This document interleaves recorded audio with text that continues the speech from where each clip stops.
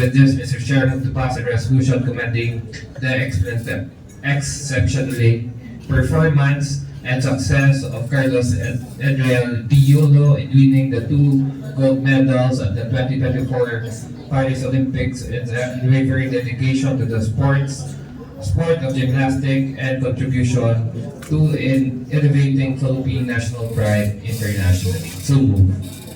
Plano sang Iloilo City Government nga himuon nga adopted son of Iloilo City ang 2-time Olympic gold medalist nga si Carlos Yulo.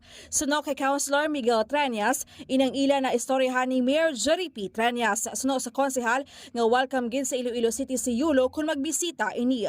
Dugang pa sa natungdan nga si Yulo ang naghatag man sa inspirasyon sa mga Ilonggo athletes nga posible man mangin Olympians sa ulihi.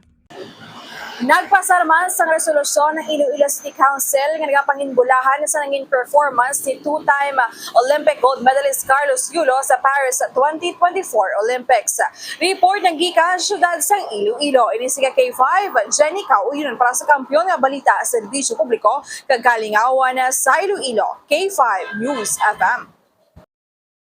Ang ining balita ang ginadulong sa inyo sang DTX Coffee Mix. Himo sa natural nga sangkap pareho sang amarkuso, chia seeds, sugared cane extract powder. DTX Coffee Mix. Nakakapi ka na, naka-detox ka pa. DTX Coffee Mix. Mabakal sa mga butika.